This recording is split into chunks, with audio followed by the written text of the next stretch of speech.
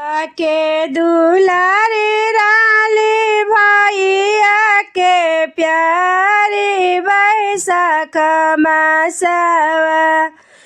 बाबा के दुलारी राली भैया के प्यारी बैसाख मासवा। भैया कैले मोरे बियाहवा बैसाख मासवा।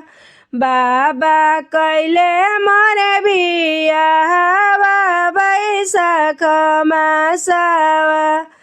जेठ मासे पड़ेला धान के बेहनिया आषाढ़ मासवा।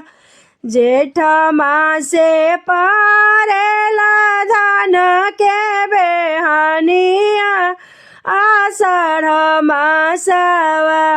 लागल घन घोर रोपनिया आषाढ़ मासवा। लागल घन घोर रोपनिया आषाढ़ मासवा। एते खरिहानवा से अइले हमरे स्वामी का हो बाड़ूना। हमरे पातरी दुल्हनिया का हो बाड़ूना। हमारी पातरी छायलवा का हो बाड़ूना। बानी ले तू रोटिया भरी होले तू पनिया चल हो चलीना। लागल धान के रोपनिया चल हो चलीना। लगले धान के रोपनिया चल हो चलीना। बाबा के दुलारी राली भैया के प्यारी कैसे के करबो ना। राजा धान के रोपनिया नहीं हो देखली ना। कैसे हो खेला रोपनिया नहीं हो देखली ना। एक मुट्ठी बेहना एक मुट्ठी बेहना एक घूटी पानिया निहुरी धानिया। करिया तुहाऊ रोपनिया निहुर के धानिया। झरा गिरेला नयना से यसुआ बिलखी बोलेली। काठ हवे मोर बलमुआ बिलखी बोलेली।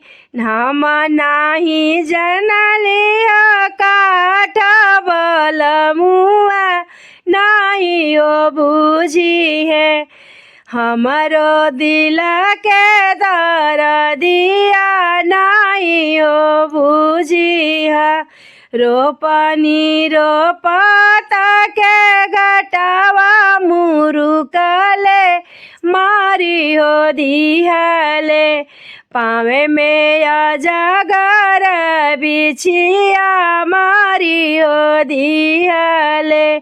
पौआ दगली बिछियावा मारी हो दिहले। एक बने गईले भैया दूसर बने गईले तीसर बनावा। बहिनी गिरेली बया कुल तीसर बनावा। चल चल बहिनी हो बाबा के देशवा देख लो नाही ना। जाला तोहर जे दुखावा देख लो नाही ना।